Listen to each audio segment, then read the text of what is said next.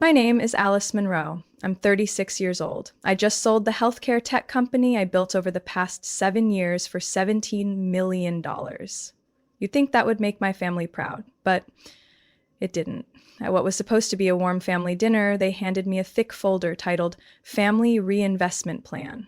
Inside, every dollar I'd earned was listed like a national budget, divided evenly among my parents, my sister, my brother-in-law, and even my sister's ex-boyfriend. Page after page, I saw my name printed beneath a commitment line to transfer $10 million within 6 months. Have you ever been treated like a walking wallet by the very people you love most? If you've ever felt used simply because you were stronger, leave a comment.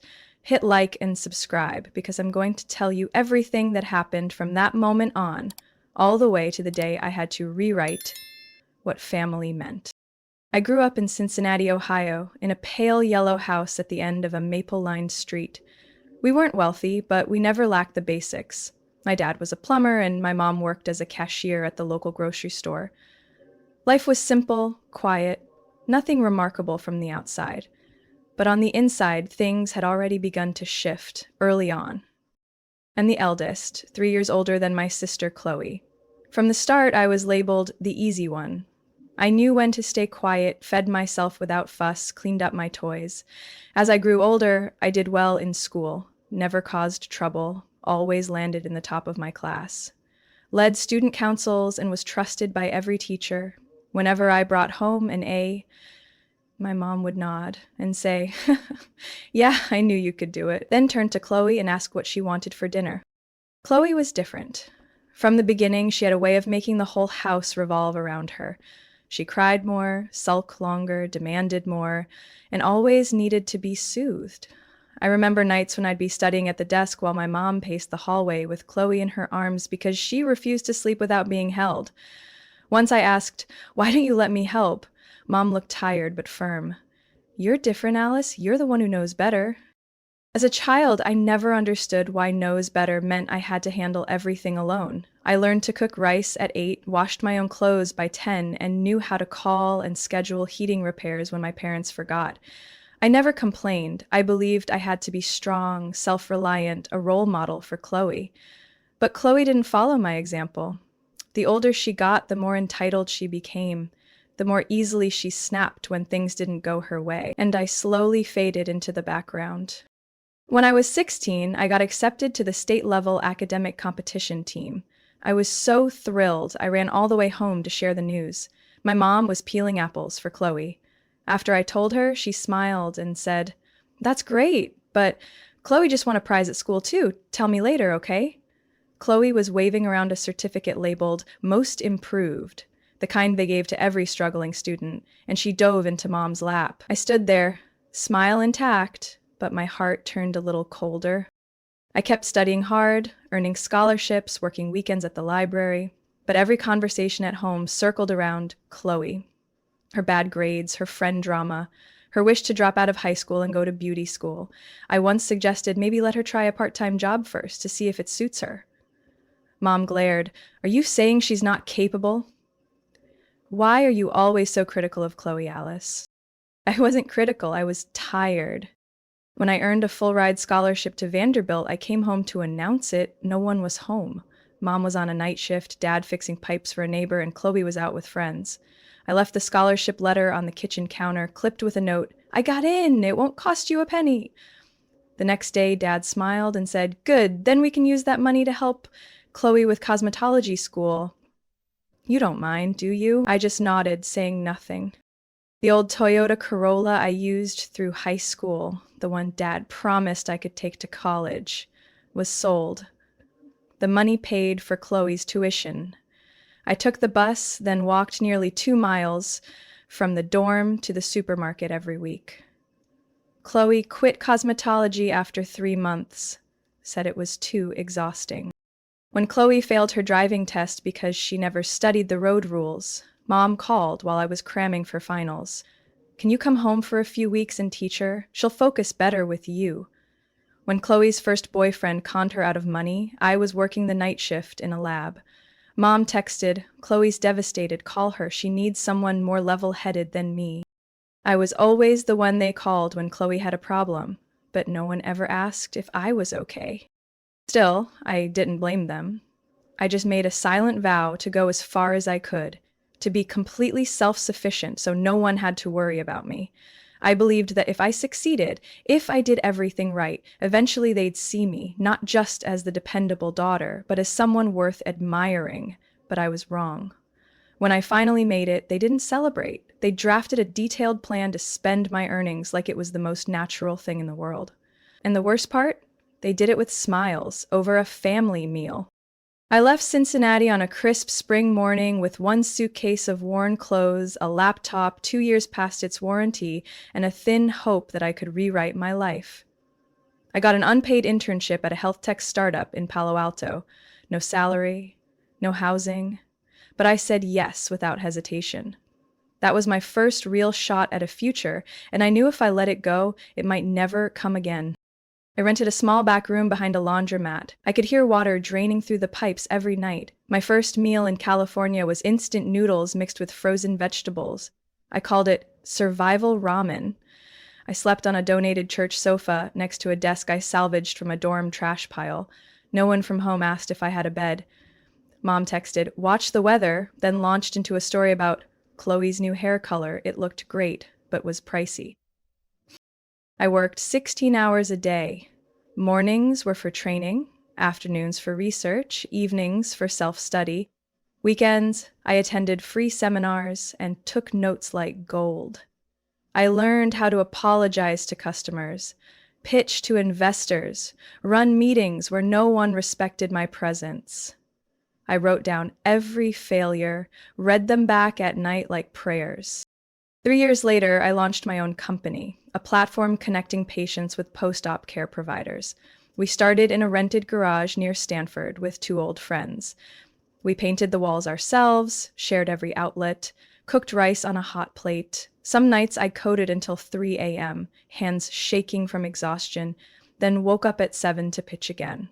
We had no salaries, only hope. No one in my family asked what the company did. No one asked how I was eating or if I needed anything. But when I landed our first contract with a small insurance firm willing to pilot us for 3 months, Mom called that very night. "Alice, Chloe's about to get evicted. She hasn't paid rent in months. Could you help with a few thousand?" I was sitting on the floor, back against the wall, staring at a half-finished presentation on my laptop. I paused. Mom added, voice soft like even she felt uneasy. "I hate to bother you, but you're the only one who can handle this." I said yes, $3,000 wired that day. Chloe sent one text, "Thanks, sis, I owe you." 3 months later, she asked for 5,000 more. Said she was starting an at-home nail business. I asked for a plan. There wasn't one. I still sent the money. 6 months later, she stopped mentioning the business. My brother-in-law? Jason. Then a sales clerk at a phone store emailed me. He started with, "Dear Alice," then pitched a mobile pet massage service. Said it was high margin, great market potential, just needed 20,000 in seed funding. I didn't know whether to laugh or cry. I declined as politely as I could. A week later, Jason posted on Facebook. "Funny how some people forget they once ate boiled cabbage and slept on a spring mattress with their sister. Money really changes people." Chloe reacted with a sad emoji. Mom commented, "We all lose our way sometimes," like I had betrayed them. I stared at the screen, hands wrapped around a cold coffee mug. I wanted to reply, to defend myself, to remind them of the meals I skipped, the nights I worked through, the naive hope that being good enough would make them see me. But I didn't write a word. I just shut the screen and returned to my unfinished budget. To them, I was never someone to be proud of. I was a backup plan, an interest-free ATM. The one who could always handle it, so they never had to care. That old phrase, "you're the one who knows better," had become a convenient excuse to treat me like a credit card with a face. And somehow, to them, I had no right to say no. Last May, after 6 years of building it from the ground up, my company was officially acquired for $17 million by a major healthcare corporation headquartered in New York. The signing took place in a boardroom on the top floor of a glass building, where sunlight filtered through thick blinds as if everything in that room was meant to be clear, transparent, and final. But the one thing that wasn't clear that day was how I felt. I signed each page, listened to the pen gliding over document after document, and felt a strange mix of relief and emptiness. I had done it. I had climbed out of that damp garage and put my company on the map of the national healthcare industry. But while everyone around me raised glasses and toasted, all I wanted was to call home, to tell my mother, it's done. I wanted that to be the moment she was finally proud of me. I thought maybe, just maybe, this time would be different.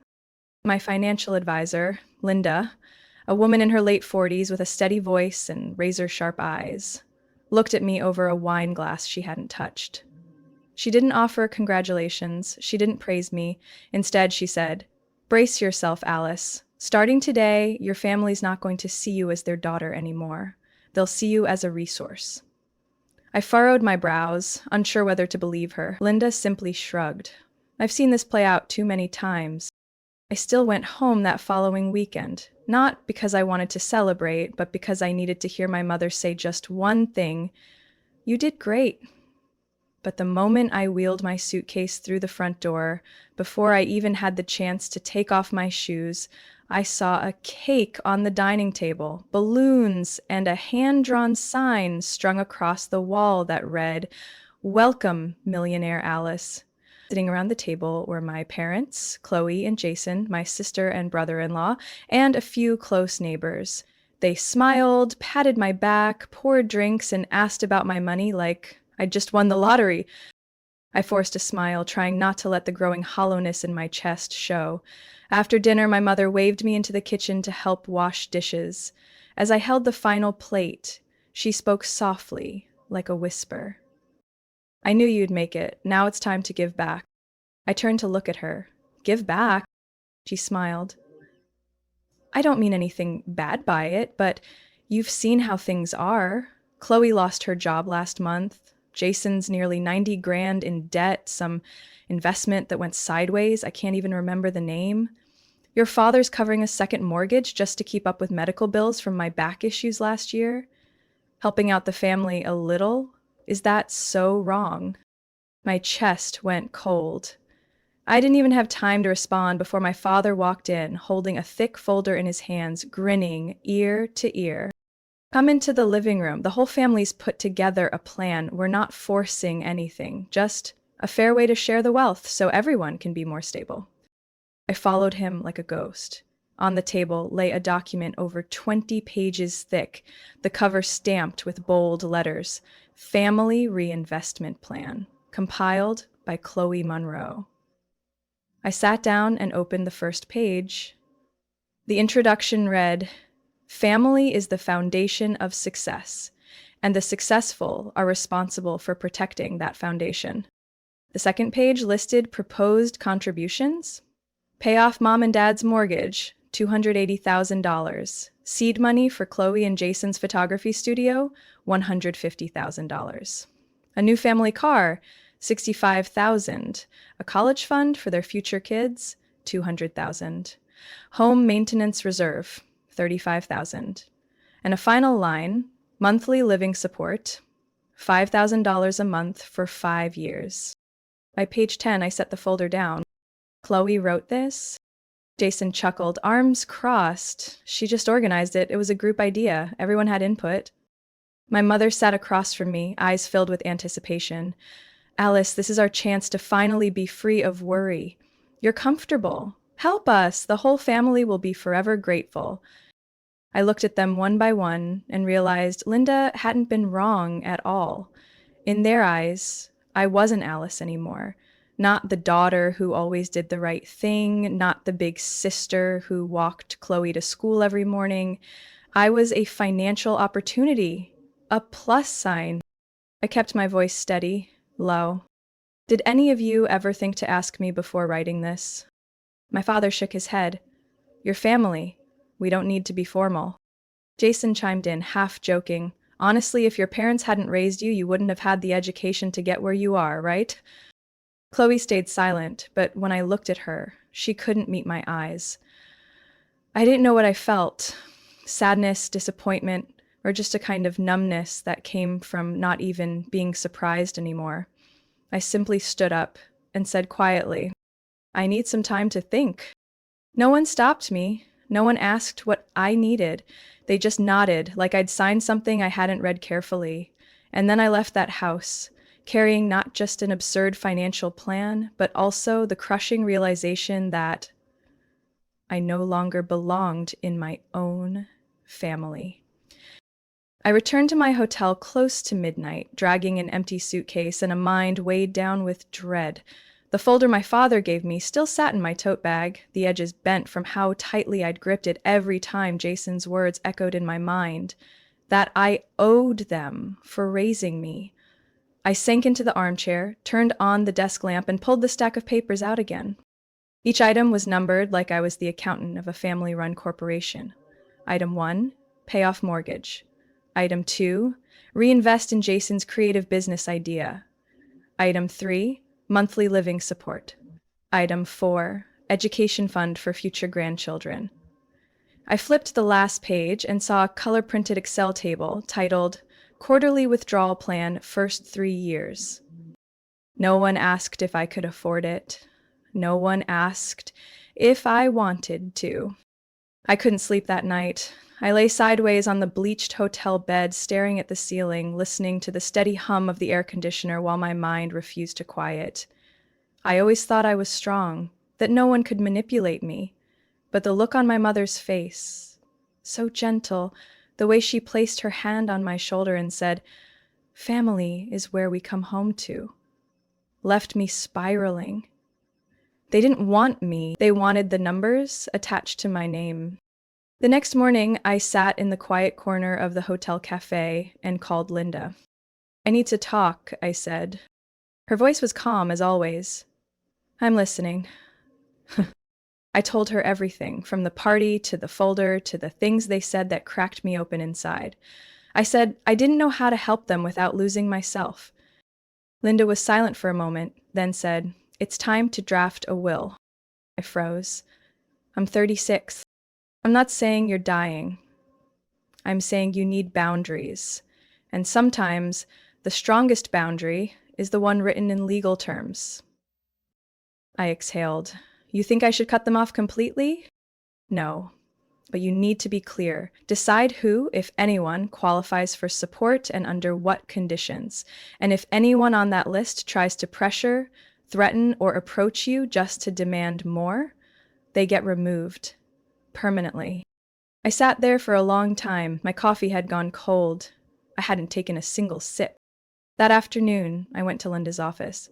We spent 4 hours together, reviewing every clause, every name.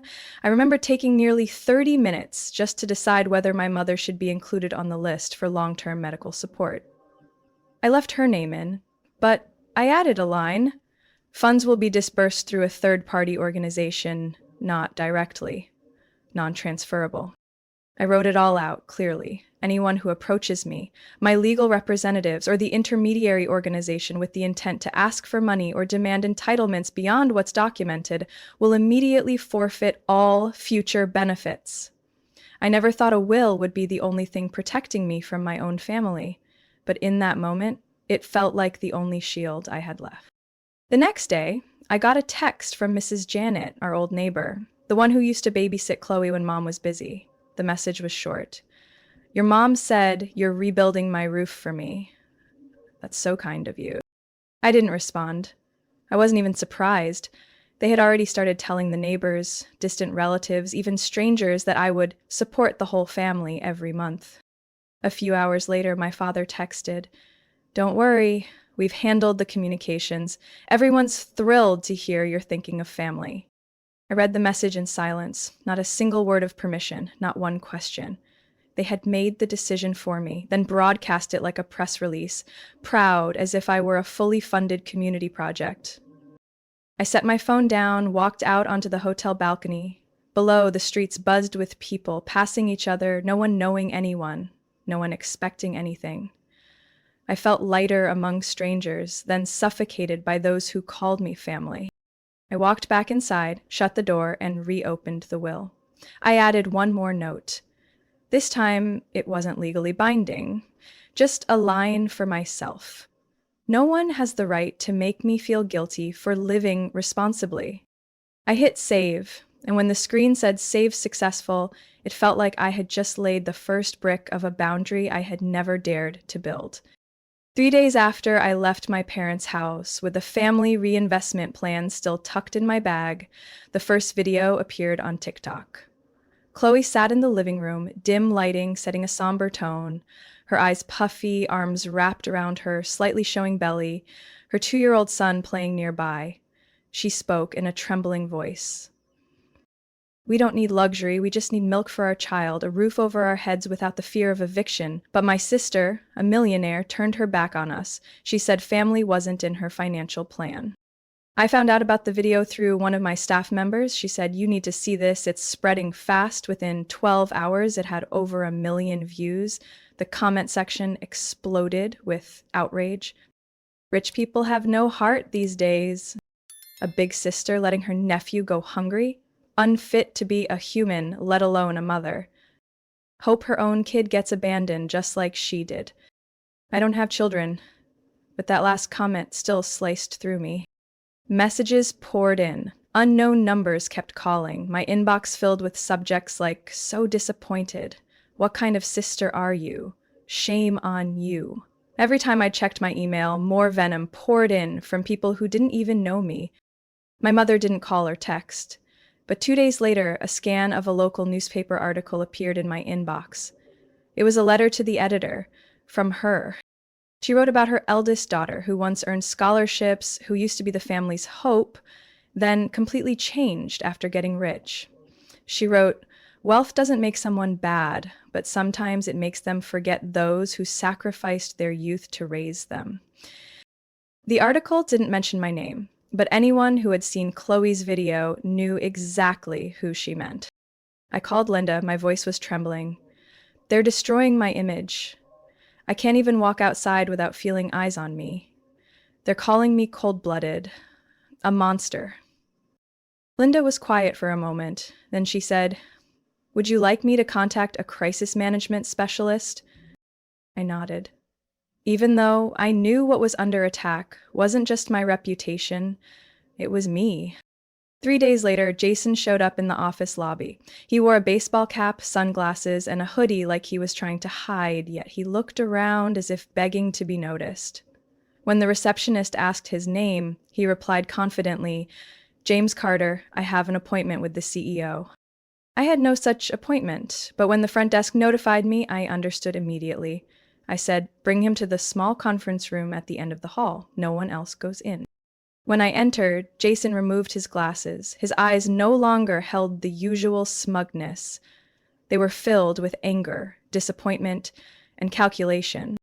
"Let's keep this short," I said. "What do you want?" He leaned back, placing his hands on the table. "I'm here for Chloe and the kids. Her son's been asking why his mom cries every night." I said nothing. Jason continued. "I know you think you're doing the right thing. You've got lawyers, money, power.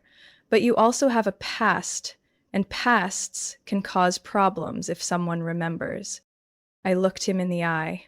"Specifically?" He smirked, icy.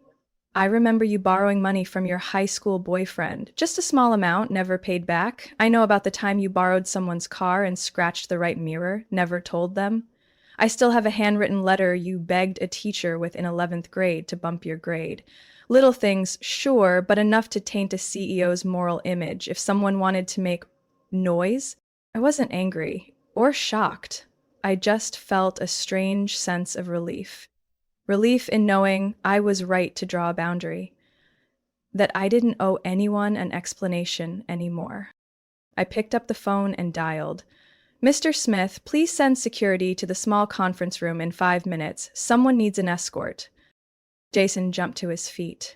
"You think you can just cut everyone off because you've got money? You think people will believe you over a struggling dad betrayed by his billionaire sister-in-law?" I stood, gaze steady. "No, I think the truth will do its job, and if you come near me again, you'll deal with my attorney, not me. Jason left, but I knew the fight with my family wasn't over, and I also knew that I wouldn't step back. I chose to hold the family meeting in a private rental office in a quiet commercial area west of the city, near the airport.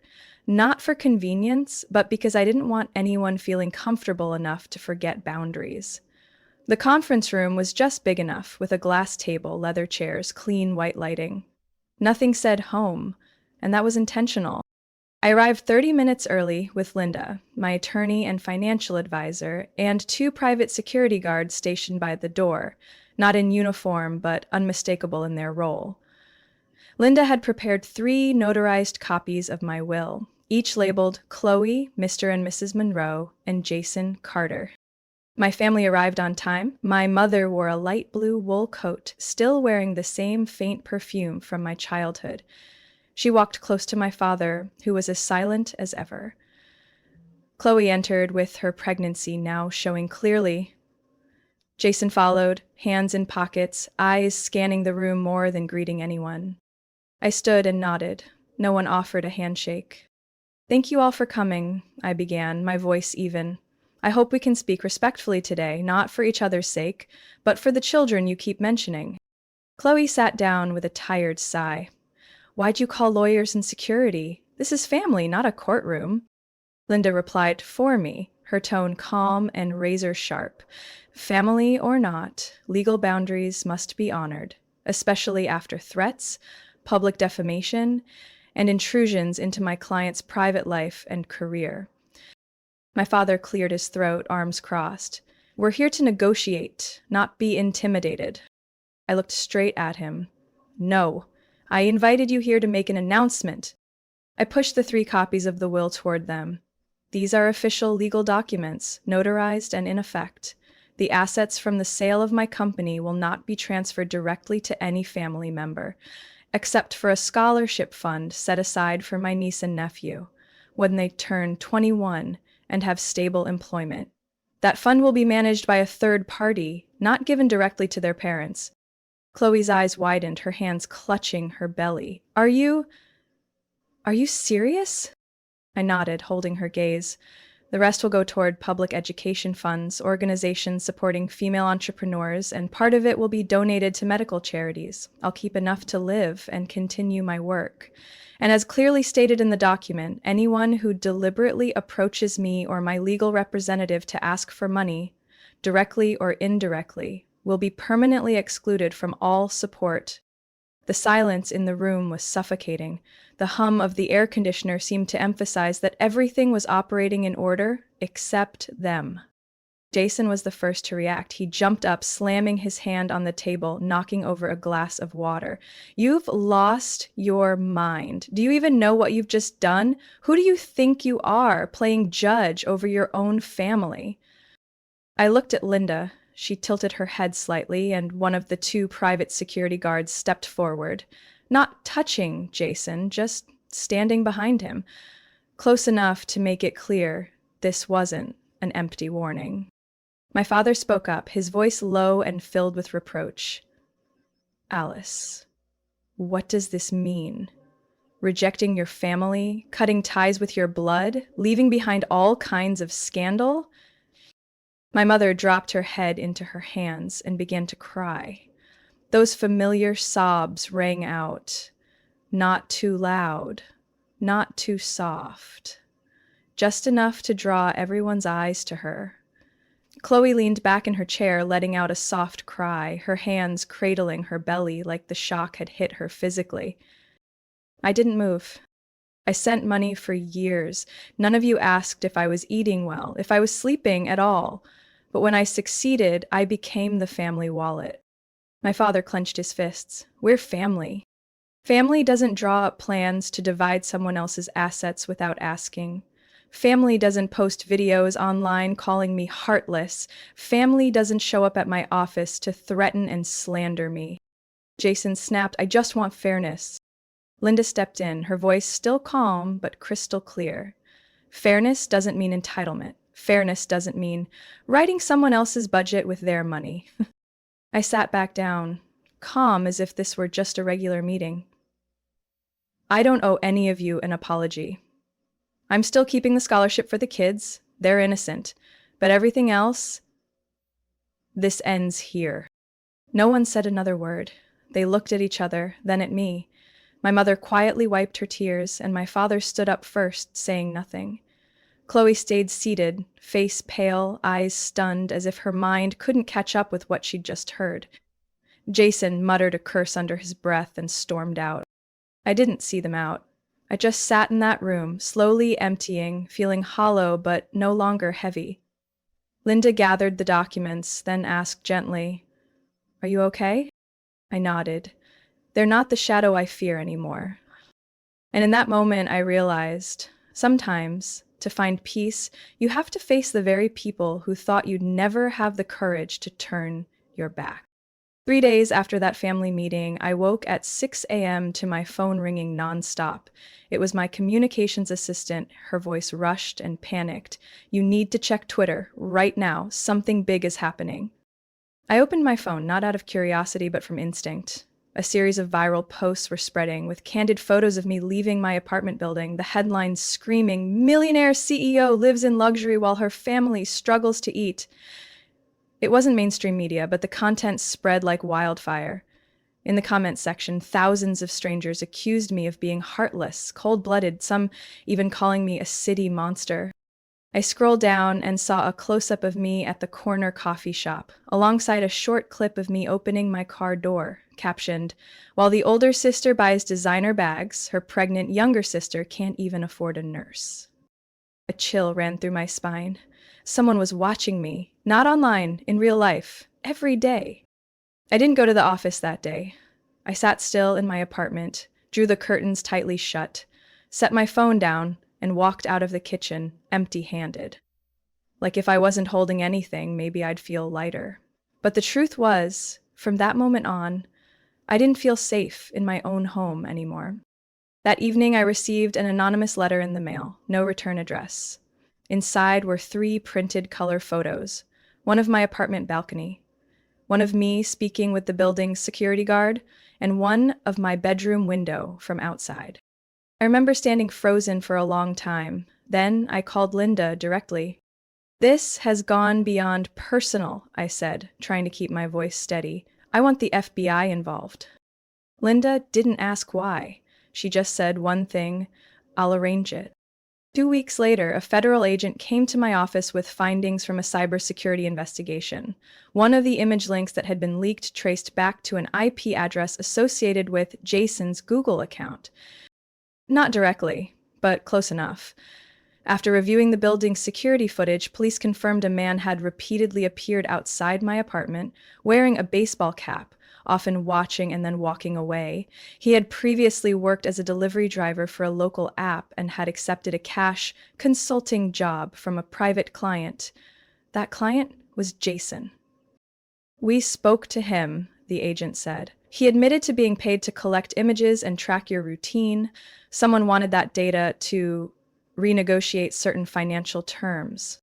I didn't say anything for a long time. I just sat there, my hand wrapped around a now cold cup of tea, and asked quietly, "Did he commit a crime?" "Possibly," the agent replied. "But the question is, do you want to pursue legal charges?" I looked out the window. Outside, the sun was setting, casting gold across the rooftops. One side was justice, the other, peace. "I don't want to put anyone in jail," I said. "I just want to live without looking over my shoulder every time I leave my door." A few days later, I left my apartment. I didn't say a word. I moved to a quiet residential area in northern San Francisco, changed my mailing address, updated my financial information, and reset my entire security system. I deleted all personal social media, switched to a new phone used only for work. I wasn't Alice Munro who used to walk out of a garage for investor meetings anymore. I was someone else. And in this new place, on roads with barely any cars, I started Rooted.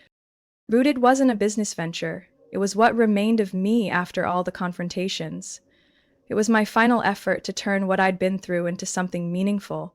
The organization supports women who've been financially manipulated by their own families, women labeled selfish just because they refused to sacrifice themselves forever. I began with a small group, 6 women. One had her inheritance taken by her brother. One had debt signed under her name by her mother. One had her husband drain her savings because he had to take care of his side of the family. We met each week, not to complain, but to learn how to set boundaries again. One of them said, "I used to think if I were good enough, they'd change." I just looked at her quietly and nodded. I used to think that too. Each passing week, I felt myself slowly healing, not through punishment or revenge, but through the quiet realization that I was no longer alone. I was no longer just a lifeline to people who didn't see me as a person, but as the answer to their problems. And for the first time in months, I slept through the night without dreaming about doorbells ringing at midnight. One March morning, with a light drizzle tapping at the window, I was making tea in my new apartment's small kitchen when the building manager knocked on the door and handed me an envelope. There was no return address, just messy handwriting like a child's. On the outside, it simply said, "Aunt Alice." I took it in my hands, my heart catching. Whether from nervousness or from the way that name was written, I couldn't tell. A name I hadn't heard used so innocently, so free of expectations, in a long time. I opened the letter with both hands, carefully, as if afraid to wrinkle the words inside. It was a page torn from a kid's notebook, written in small, crooked letters, but clearly the careful work of a child doing her best. "And Alice, my name is Emma. Mommy says you hate me because you stopped sending money, but I don't believe her. I remember when I was little, you sent me a teddy bear wearing a purple sweater. I still sleep with it every night.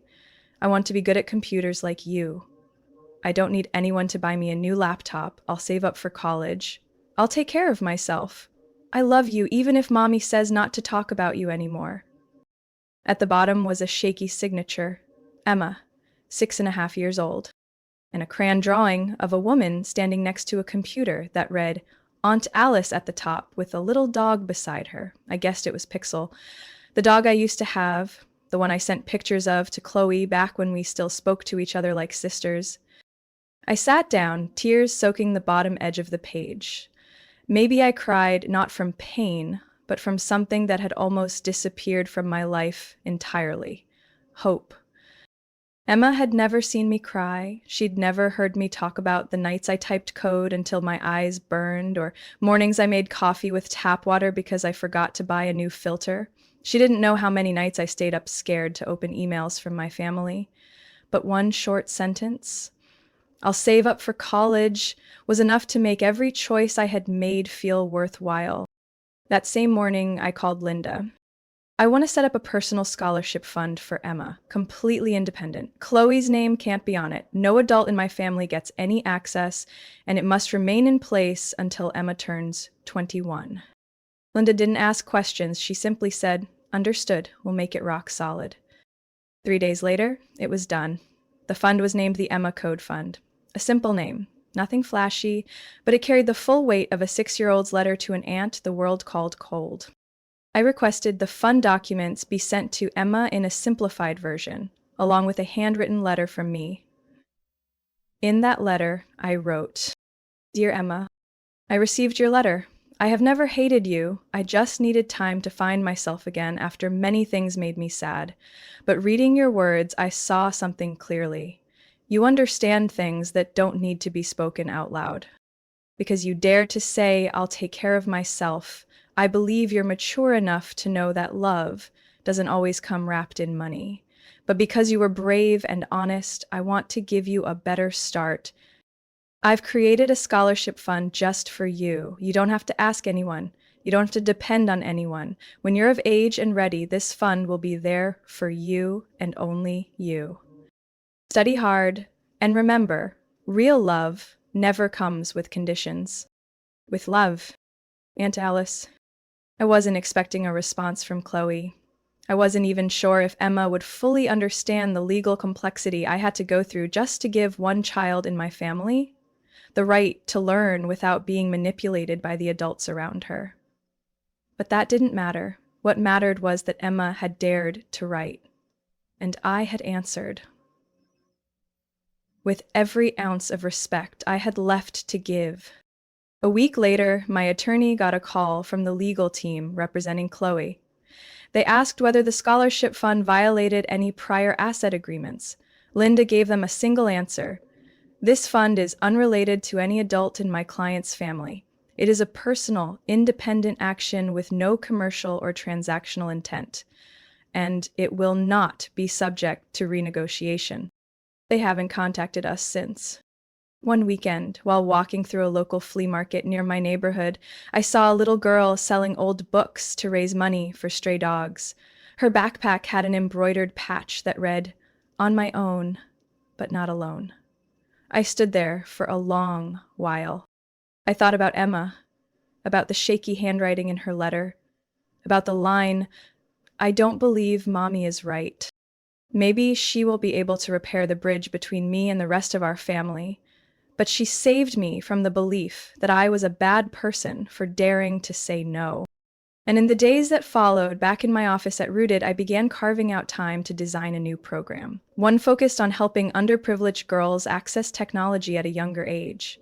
Not every kid gets an Aunt Alice, but I believe that if enough adults learn that sometimes love begins with a well-timed no, then maybe more girls like Emma will find the courage to write, to dream, and to learn how to change their own future. 1 year later, I live in a small, two-story home in the suburbs north of Seattle, about a half-hour drive from downtown. Every morning, I wake up to the soft barks of Pixel and Algorithm, two rescue dogs I adopted from a local shelter. One is young, full of energy, always dashing through the yard. The other is older, hunched, with eyes as warm as sunset. I brew my coffee, open the window blinds, let the sunlight pour into a kitchen that smells faintly of cinnamon, and feel a kind of peace I'd forgotten was possible. My boyfriend, Michael, is an architect. We met at a green design expo. He never asked what I did for a living, didn't care that I was once a CEO, wasn't impressed by the numbers in my bank account. He only asked, "Do you prefer oak or walnut for the future kitchen cabinets?" And I laughed. Really laughed. Michael's not great with comforting words, but he listens. And when I told him about my family, about how I was the one they turned to when they needed money and the name they erased when I finally refused, he didn't say, "I understand." He just handed me a warm cup of tea and asked, "Did they ever ask if you were happy?" I was silent, because no one had ever asked me that before.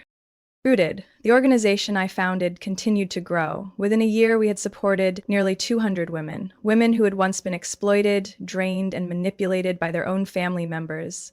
One had her mother open a credit card in her name for her future, then disappear. Another was forced by her husband to co-sign debt paperwork simply because trust is a wife's duty. Some, like me, had quietly sent money for 10 years, only to be shamed for daring to stop. Every week, we held group therapy sessions. Once, a woman in her 50s named Lorraine broke down as she shared how her mother called every night asking, "Are you still my daughter if you refuse to help pay for your brother's medicine?" I sat beside her, held her hand, and said, "You are still her daughter. She just forgot that family isn't meant to be tied to financial obligation." I never called home, not once, but I still sent birthday gifts to Emma. Always books, sketch pens, or sometimes a handwritten letter about my projects, my two dogs, or backyard dinners where Michael grilled honey-glazed salmon, a dish I fell in love with from the very first bite. I never expected a response, but I always placed the stamp by hand and wrote clearly, "Emma Monroe, the brave one." The special email inbox I had created just for family still existed. I checked it once a month. Still nothing new, just a few spam messages and one bounce-back error from my mother's old address. I never deleted it, never changed the password. I left it there, not out of hope, but because I believed if one day someone in that family truly changed, they would find the one door I never fully closed.